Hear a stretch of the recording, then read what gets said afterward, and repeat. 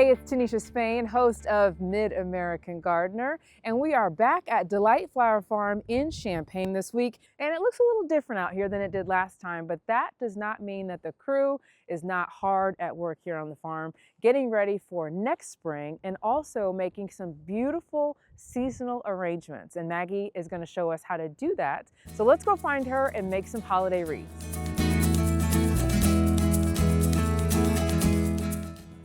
So this is where this summer there were all the beautiful flowers that you saw when you came in August. And now it's just food for the birds and cover crop. We are headed to collect some evergreens. We're gonna forage from the windbreak on the farm. So these trees ahead are white pines, which smell really fragrant and have a lot of sap and can be nice in wreaths.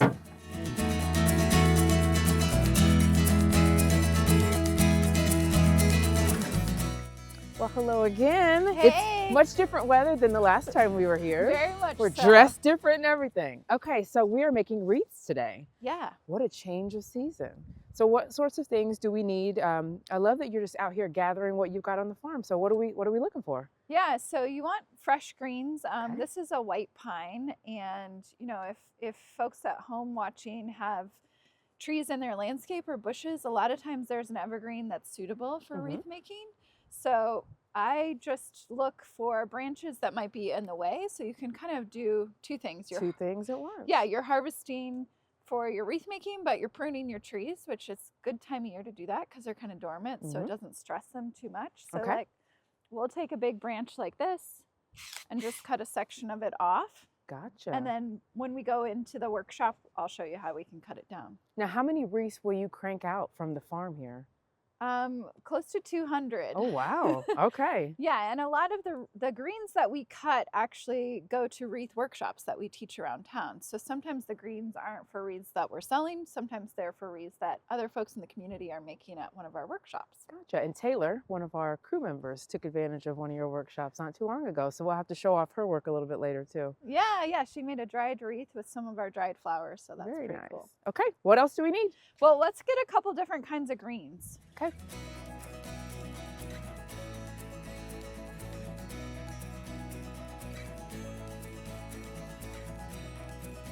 This is a blue spruce, so I would definitely recommend wearing gloves if you're going to harvest a spruce because it's super, well, not just sticky, but it's like pokey. Like, oh, okay.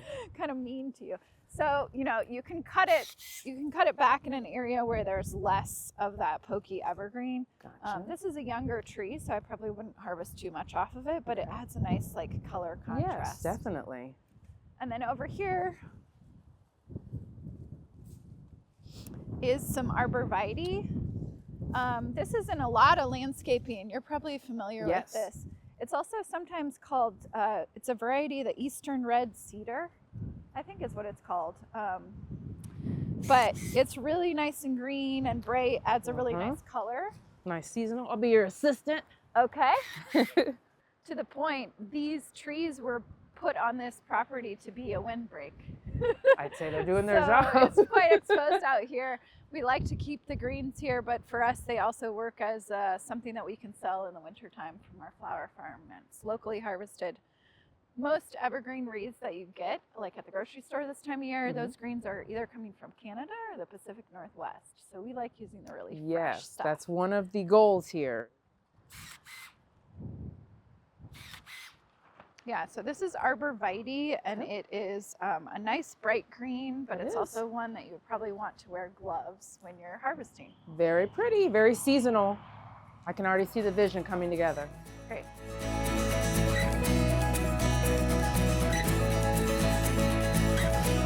So I remember in the summertime seeing a lot of these beautiful flowers in the ground, and now they've been harvested and we're in the drying room. Yeah, that's what we call it. Tell us a little bit about this. Is really dedicated to preserve the harvest kind of out of season. So dried flowers are having a bit of a resurgence moment right now, popular in weddings, popular for florists. We call them everlasting flowers because if you take care of them, they actually can last years and their color and their fragrance will stay preserved. So this space is dedicated just for drying things. We do a little storage in here, but we've strung these wires that is like a really thick, high strength wire.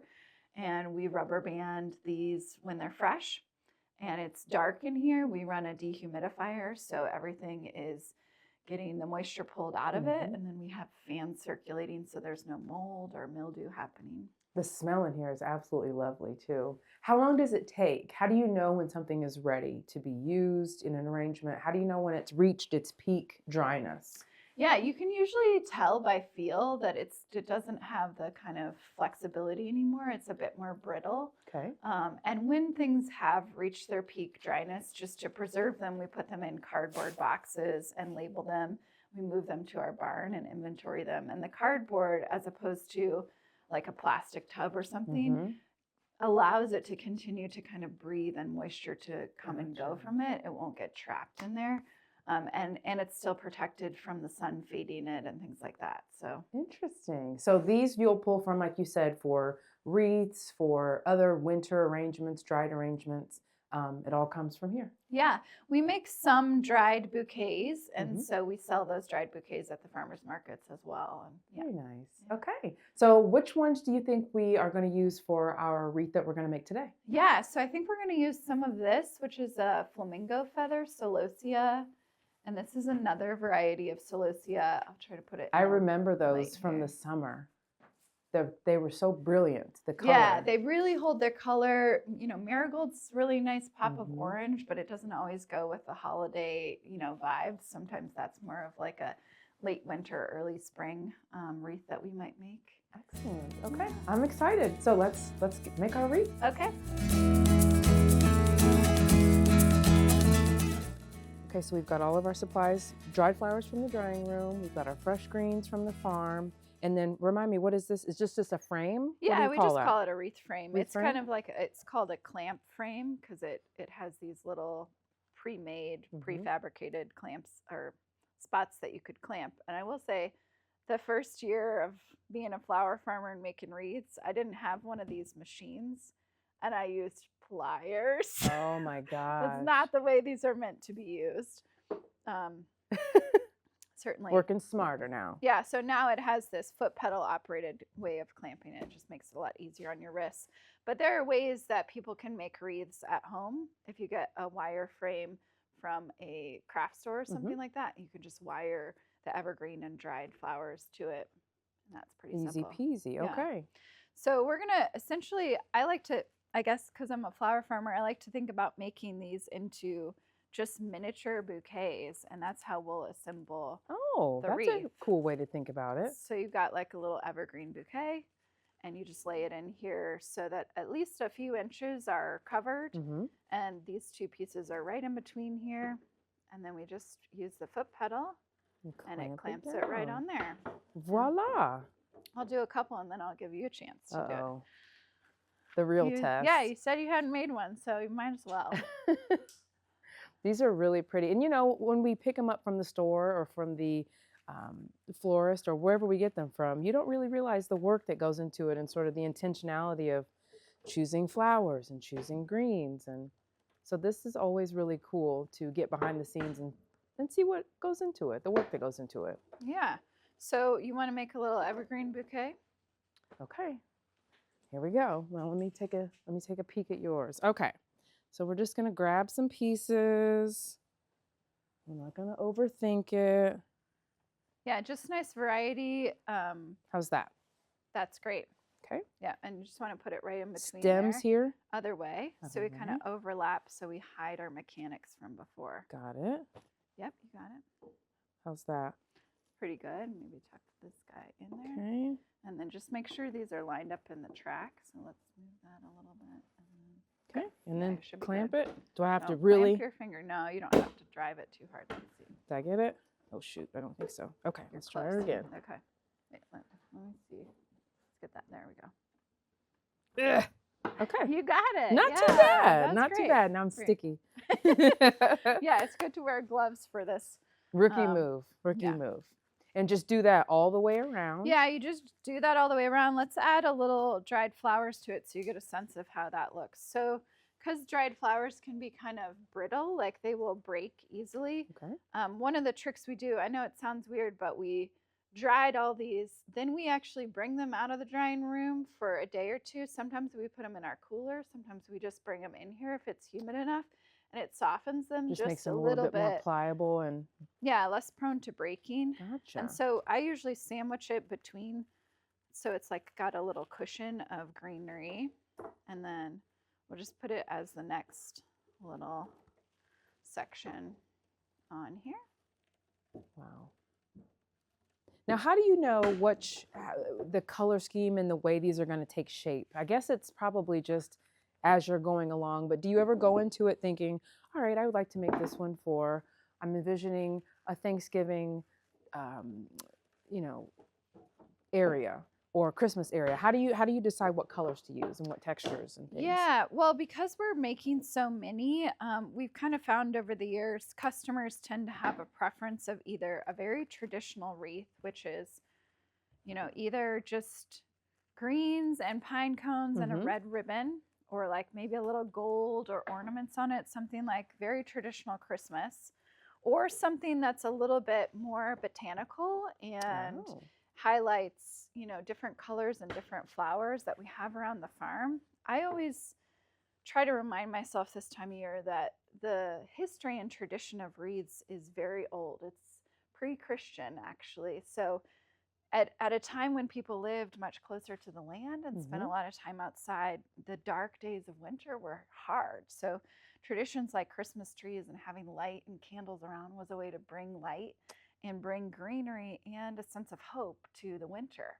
Because in the name, it's evergreen, so it's green all year. When the deciduous trees that are so beautiful drop their leaves and become bare, we have this symbol of life. We have this green, fresh thing that doesn't fade in winter. And so putting it on the door of your house can be a reminder, of the hope that spring is coming. That spring is coming. And the circle shape specifically is kind of it symbolizes what's called the wheel of the year. So spring, summer, fall, winter. So it continues again and again. And I think even in modern times, it's so helpful to be reminded of hope that spring will return and that the light will return and sunny afternoons will come again. Yes. Well, we didn't know we were going to get a history lesson with our wreath making today. That's awesome. I did not know that, but all of that makes sense. The circle, the greenery, the hoping and wishing for warmer days. Yeah, so I think some people, whether they know that story, that tradition, they might want to, they might not necessarily be religious or celebrate Christmas, but they may want a symbol of nature in the winter. And so we do try to make some wreaths that are more just botanical and kind of wild and look a little bit more like something, a customer a few years ago sent me a photo in like January of her wreath on her door, and a robin had built a nest in it. So it really can blend in with nature. Yeah. Now, is there any care that once folks purchase these and they get them home, do you need to spritz them, spray them? Do you need to do anything as far as maintenance goes the entire winter season that you have it? Yeah, I would say if they're outside, probably no, because the elements will keep it. It's basically a refrigerator outside all winter. So it'll keep things like a floral cooler really fresh. And if it rains, that's totally fine. But if people are displaying their wreath indoors, which some people do, it's going to dry out a lot faster with the heat of your house. Got it. So it'll probably maintain its color. But if you touch it, it'll just crumble and needles will fall everywhere. So I do suggest if people are going to put it inside, don't put it on a door because it's going to be moving all the time and shedding. Put it on a wall, a stationary place. And you can do like what you were just saying. You can spray it with like a plant water mister. You can, if it doesn't have a lot of dried flowers on it, if it's just evergreen and pine cones or something, you can actually fill up your bathtub and completely submerge it for like 20 minutes or something, and then take it out, let it drip dry in the shower, and hang it back up. Now that's like real commitment and real maintenance. It is, but you know what? It's not terrible. I mean, we do that with our air plants and other things. Sometimes you just have to soak them. And real plant people don't mind filling up the bathtub for plants. That's true. So we're Awesome. getting near to the end of this one. So I have actually one little spot left. And I always think of like, I used to have long hair, but you know, when you pull your hair back in a ponytail and you kind of pull it up to pull it out of your turtleneck or whatever, that's kind of what we do at the very end. That Okay. first piece that I put down, I treat like a ponytail that we're just Oh, pulling up out of the way, so that when we get this last little bouquet, let me grab it, it will be hidden and you can't really see our previous clamping. You know, my wheels are turning, and so now I'm picturing a candle in the center. It's a centerpiece now in my Absolutely, in my mind. Yeah, that's a great idea. It's versatile. It looks like, I mean, you can do so much with this. Yeah, and especially, I mean, this time of year, there's all sorts of parties and gatherings and things. So you could put a candle in the center of it, and then when the party's over, you get to hang it on your wall or your door. Let's bling it out a little bit, though. Let's add like a little extra. Yeah, definitely.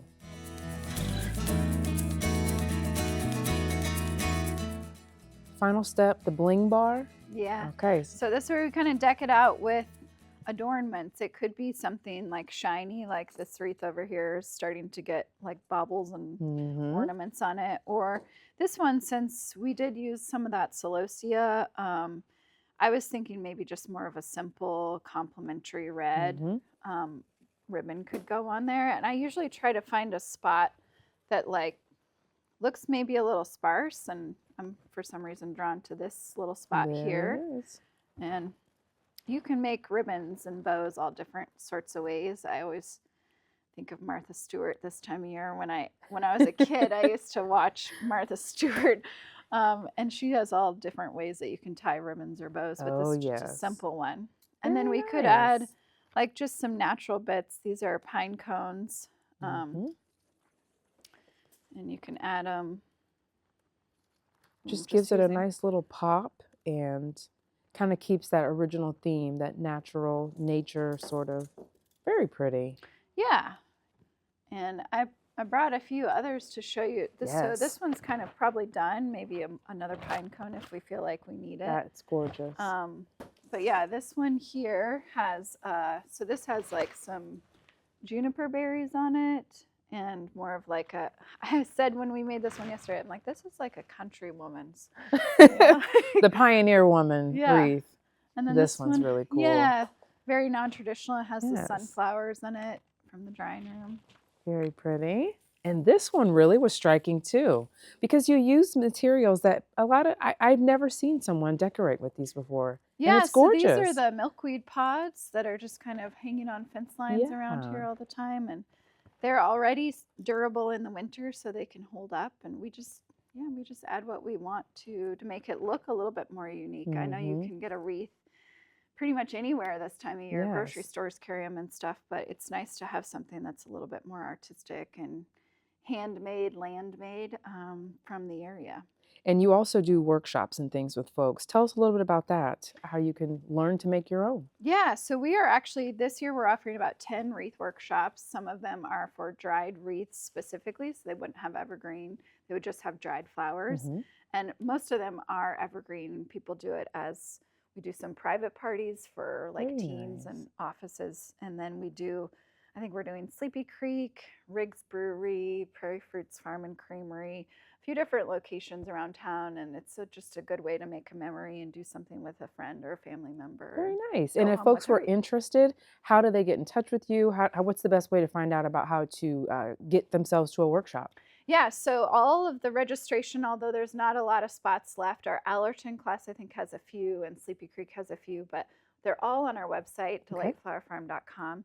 And we are going to be at some of the mistletoe markets this year selling our wreaths, and some of the indoor markets. So information about that is on our newsletter, which people can sign up for on the website as well. Yeah, you guys are keeping busy. And speaking of keeping busy, there's still business to take care of here on the farm. You know, a lot of people think once the growing season's over, it's pish posh and you pack it up and go in, but there's still a lot of activity going on out here. So what are some things that you guys do over the winter time to sort of prepare for that following year?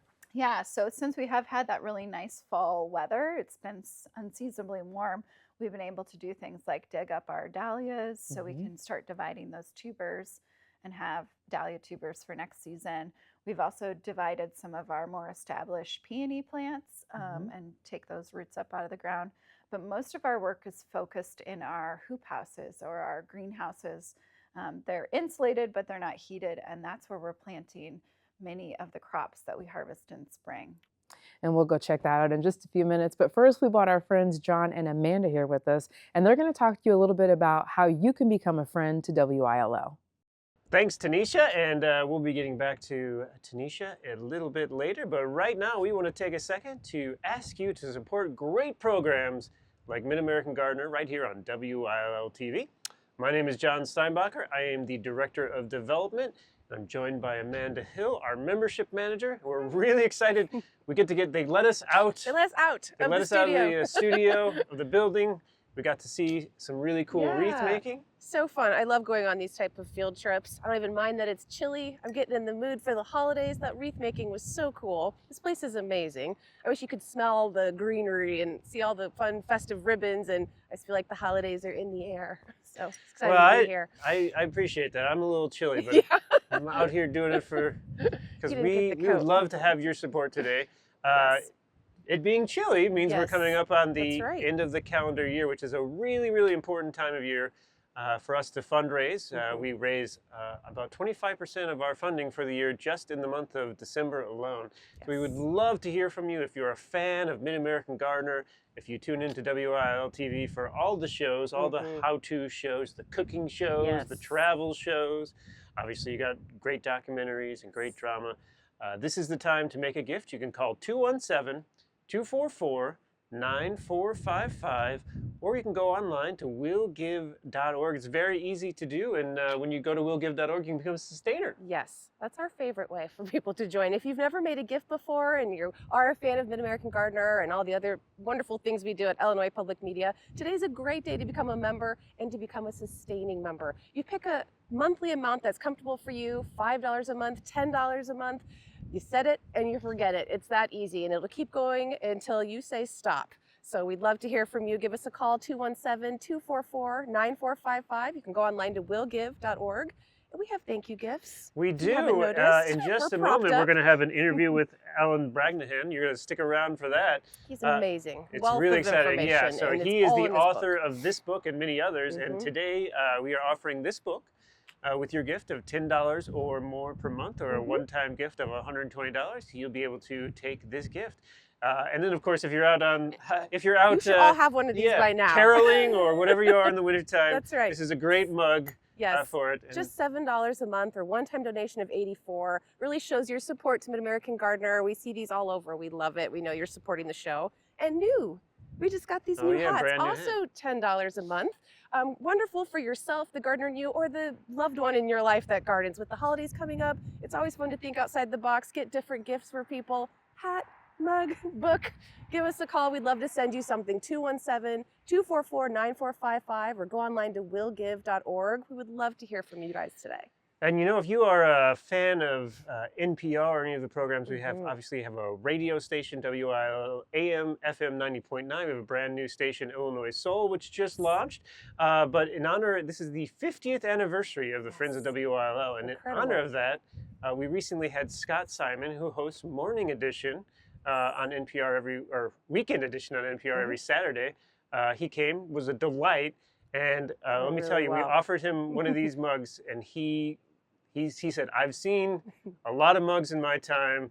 I've been given a lot of mugs, but never one like this. So he specifically took that home and gave it as a gift to his wife, who is a gardener. So we felt pretty good about that. He shows you how cool that mug is. So you and Scott Simon's wife can enjoy your mornings. Maggie liked it too. The staff here thought they were very cute too. So yeah, that is a great thank you gift. But of course, the most important gift is the gift of public media, which you, when you make a gift right now at 217-244-9455 or online at willgive.org, you are not only supporting this for yourself, but also for the community. And I think one of the great things the Mid-American Gardener does is go out and provide direct feedback to the community. You can ask questions online.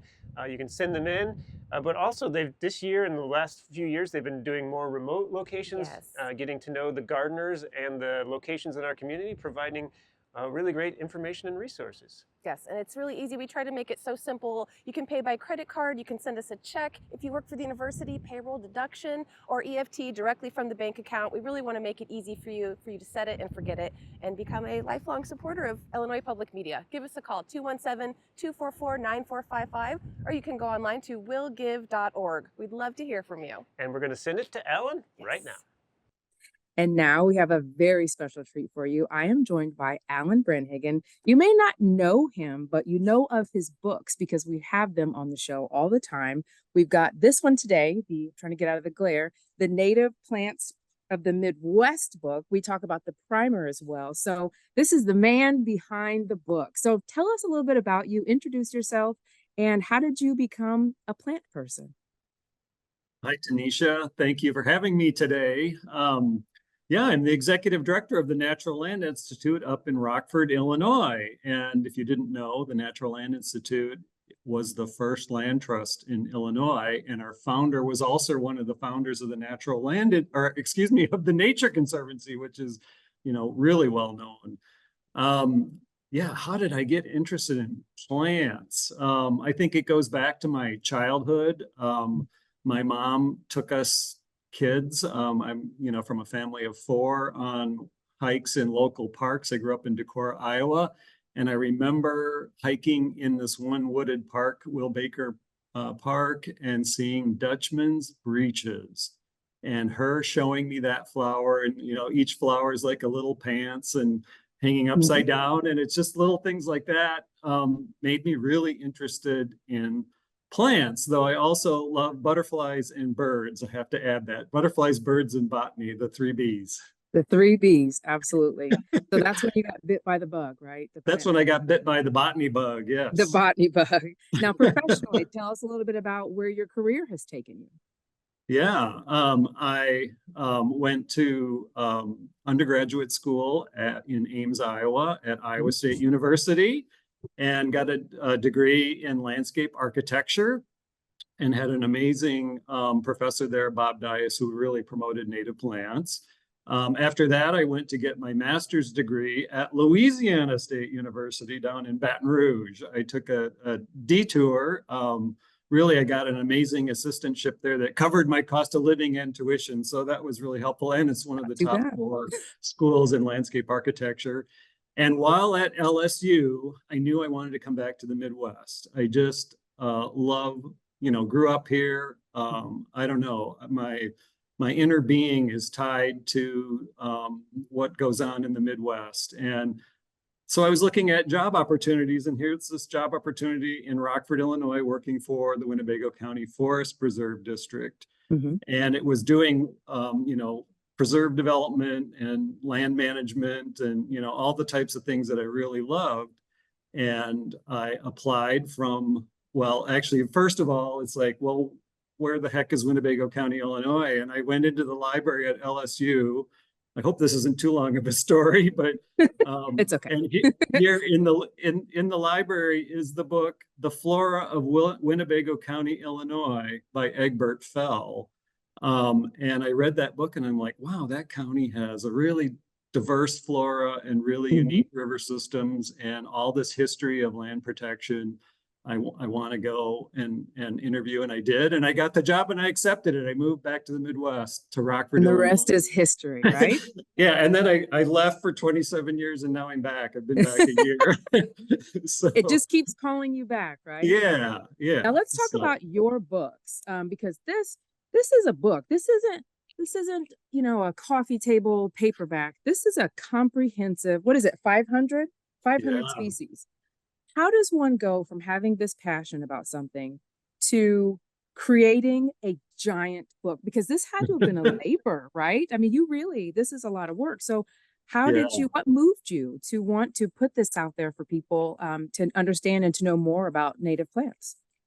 Well, again, I have that passion for the Midwest, and I think, we're kind of flyover country, and we don't know the beauty that's in our own backyard.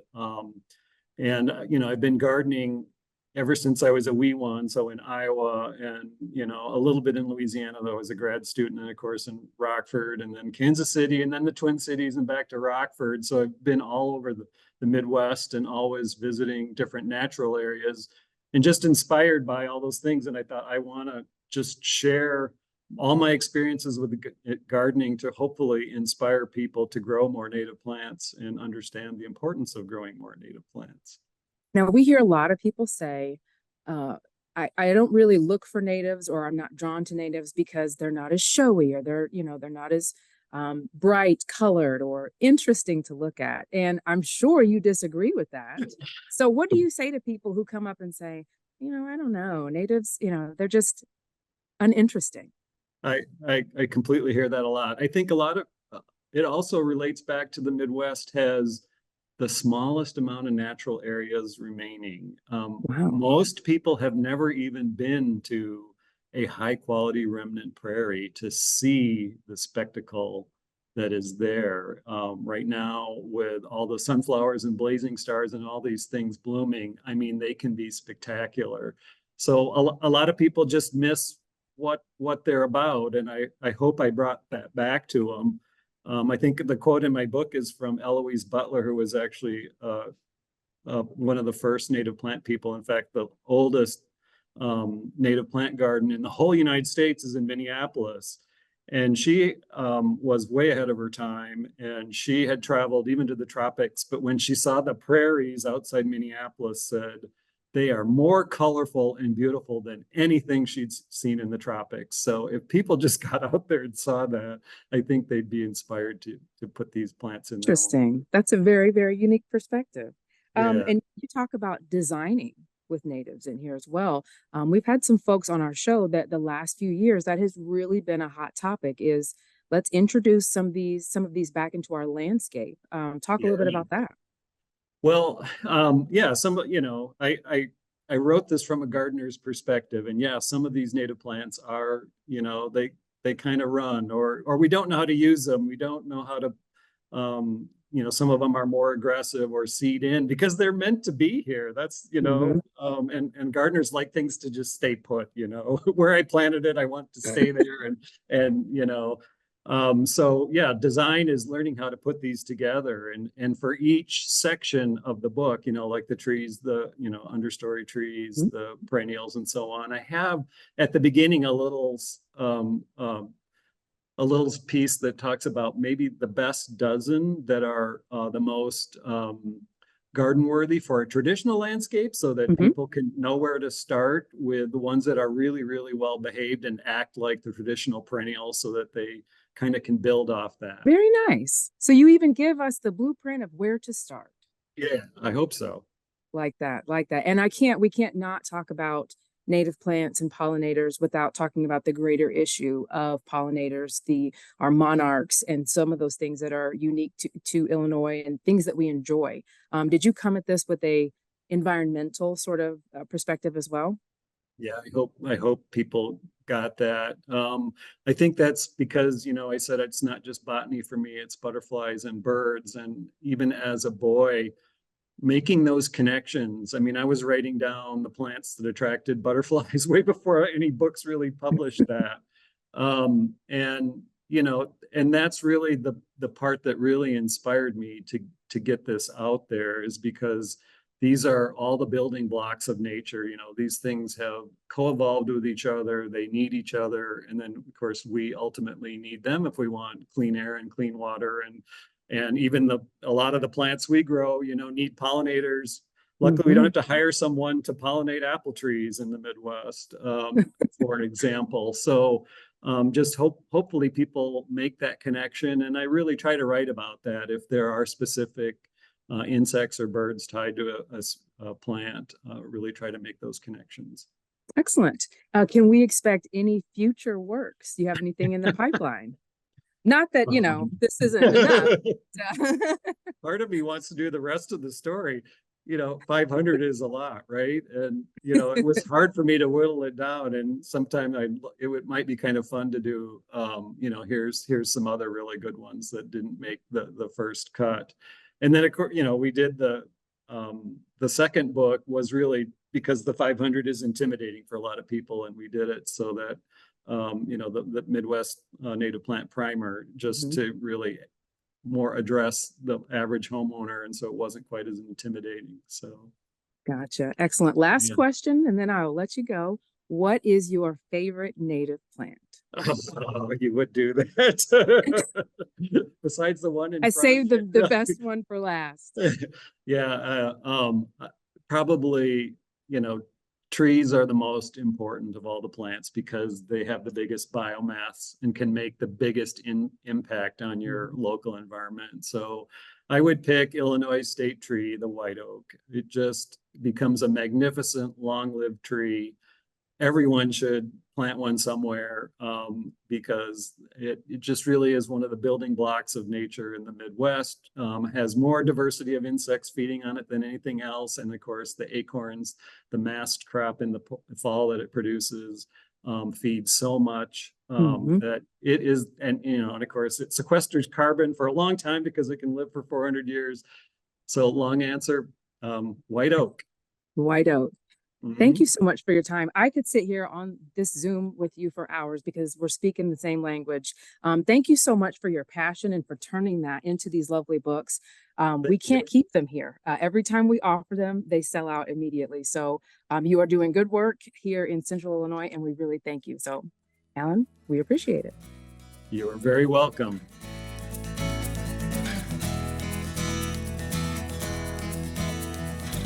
Okay, so we're in the hoop house now, and what are we going to be planting today? Yeah, so this is a tray of pre-sprouted ranunculus. These are butterfly ranunculus. It's a fun word to say. It is, ranunculus. And what we do is we soak them for about 4 to 6 hours in bubbly water, like with aeration bubbler in it. And then we sprout them in these trays. So this crazy octopus looking thing is actually the butterfly ranunculus corm. It's like a bulb, but it's called a corm. And you see these little white pieces, that's the roots starting to form. And then you can see kind of a little bit of yellow-green, that's the sprouts that are starting. And that's the best stage to transplant them for winter. Okay. And is this a big job to do when you're putting these in? I mean, this obviously I feel like goes down, right? You got down it. into the soil. Okay. Yeah, so we have to dig a decent sized hole for these bigger ones. We also plant some regular ranunculus. Their corms are a lot smaller. We just use a screwdriver. I can show to plant those. But we plant about 8,000 of them. Wow. So it does take a while to get them all in the ground. And you mentioned that you stagger them as you're planting. Yeah, it's called succession planting because if we plant them all at the same time, like it happens in the home garden with tulips, you plant them, they kind of all bloom that same week. Yes. So we don't want that to happen, especially because we have in spring a big floral holidays. We have Easter, we have Mother's Day, we have graduation. So we kind of want to stretch out the harvest as much as possible. So we plant these about 2 weeks apart so that we get a little bit more extended harvest out of them. Okay, well, I'll step out of the way and we'll watch you get these in the ground and get them ready for next year. Okay. So we use these this is kind of our trick. We use these bamboo stakes to keep our lines straight, but we have, you can see there's a little bit of masking tape on them, and that tells us our spacing. We're spacing these a foot apart. Our other ranunculus, we space 6 inches apart, so much closer. But these plants get pretty big when they're blooming, and so they need just a little bit more spacing. So what you're planting now, when will you be able to harvest those? So these should start blooming at the very end of April, and then through the month of May. Sometimes ranunculus are a Mediterranean plant, so they really like a long, cool period. They don't like it too cold, which is why you can't grow them outside in this growing zone. And they don't like it too hot. So if the soil temps get to about 70, they will go dormant. Oh. So in spring, we have to be, hopeful that it doesn't get too hot too fast. And these greenhouses, they hold a lot of heat. When the sun shines in here, it heats up the soil, heats up the air, and then it stays kind of warm in here. What are some of the advantages of having a hoop house for the winter months? Yeah, the phrase that's used in agriculture is season extension. So we are kind of with the heirloom mums that we're harvesting now for Thanksgiving time. And these spring plants, we're getting a jump start on things that will be, we can basically grow things earlier in here and have them bloom than things that are outside in the field. So we get to extend spring a little earlier and we extend fall a little bit later as well.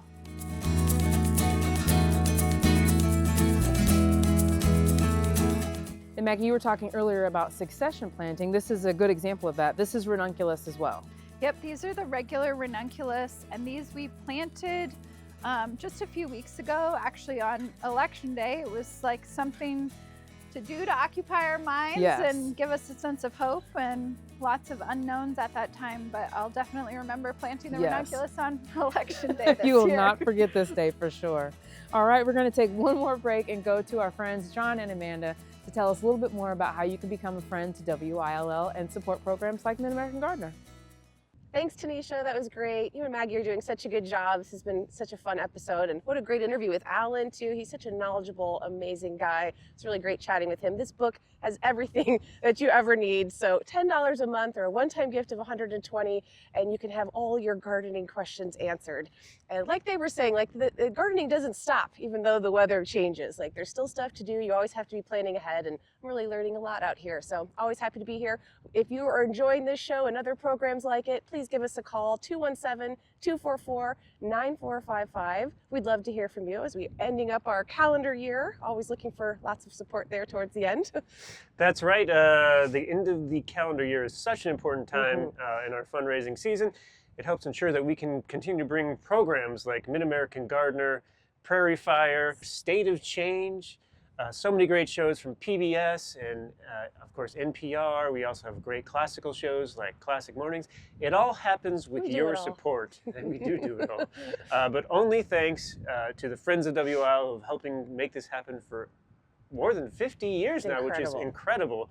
And over 40% of our funding comes from the community, and that is so important to make sure that we can continue to provide shows like this. Whether you can afford $5 a month, or we do know we have some folks who can afford more. If you are in a position, it's the end of the year, to make a larger gift, you may be thinking about your charitable donations, and this is a great time to think about the tax benefits that come along with some of those larger gifts. Give us a call, and you can make a large gift if you can afford it, and you're really paying it forward to the community. 217-244-9455 or online at willgive.org.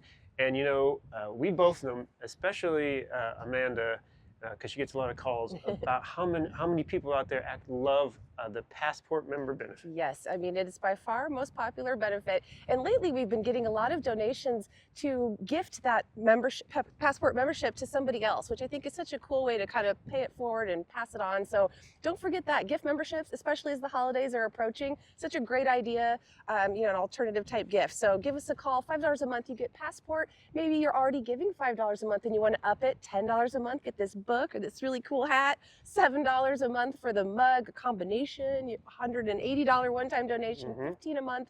We'll try to make it as easy as possible. We'd love to hear from you. Pick an amount that's comfortable for you and give us a call, 217-244-9455, or go online to willgive.org. I'm very impressed with all those numbers in the math you just threw out there. Very great.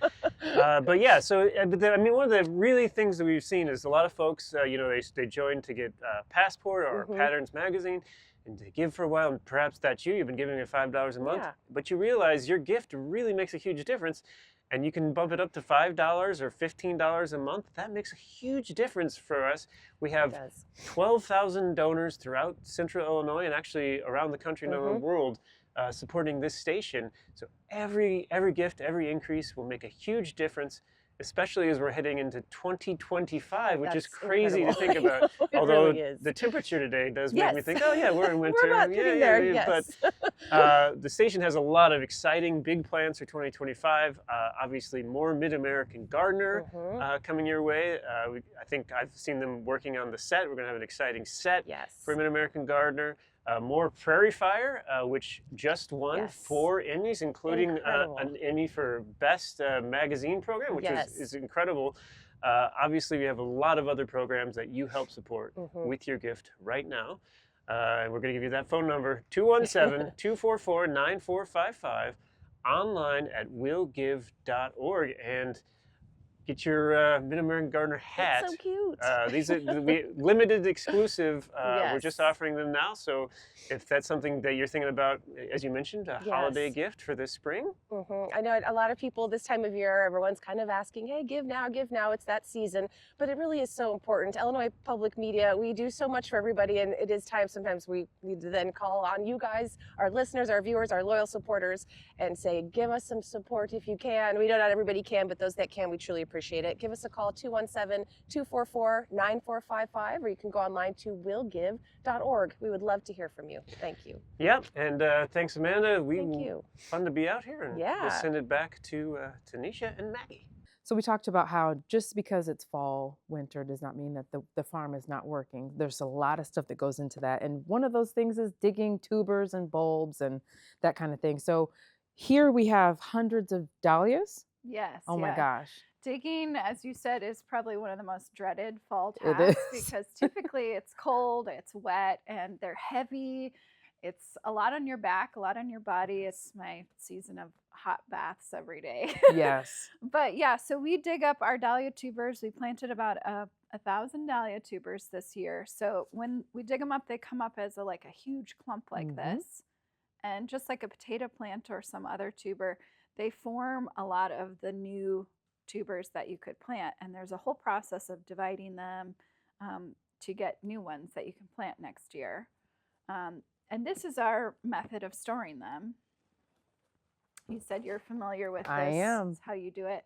So we usually put a label of which variety it is. And this is vermiculite, which just helps moisture be held in there without it getting too wet or moldy.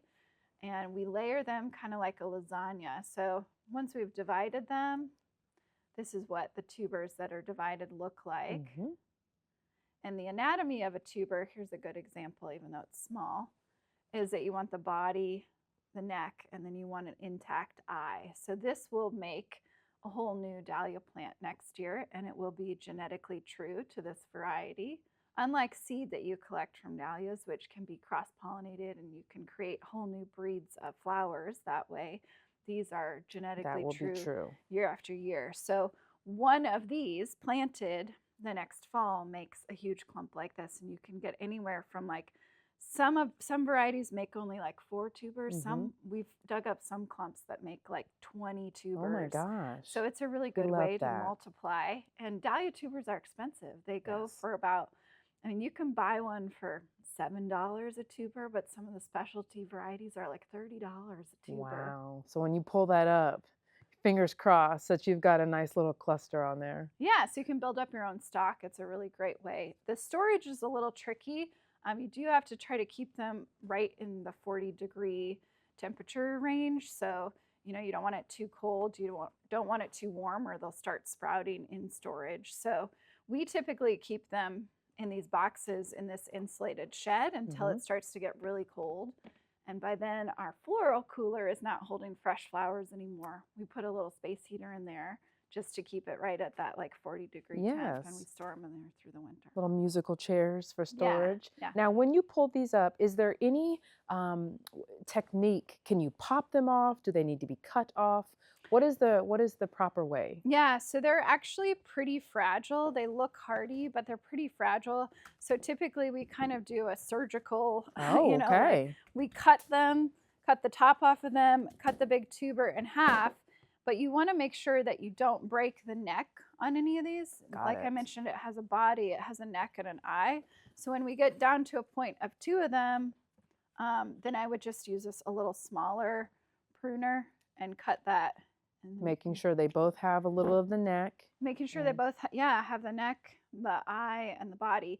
And if you just yank these out of the ground, a lot of times those necks will break. Yes. And then the tuber can't survive next spring. So it's both it's cumbersome because they're heavy and it's wet and you're tired and all those things. But then there's a delicacy to it as well. So much like so many things in nature, both fragile and sturdy and resilient at the same time. Yes, take your time with it. Gardeners, if one thing you learn during gardening, it's patience, whether you like it or not. Absolutely, you can always learn more. Excellent. Well, Maggie, thank you so much for letting us come back. This is our second season out here at Delight, so I'm looking forward to coming back in the spring when things are waking up. Thank you so much for teaching us how to make wreaths and just for letting us spend the day here. So we really appreciate it, and thank you so much for watching. If you've got questions for us, you can send them in to yourgarden@gmail.com, or you can just search for us on all socials. Just look for Mid-American Gardener, and we will see you next time. Good night.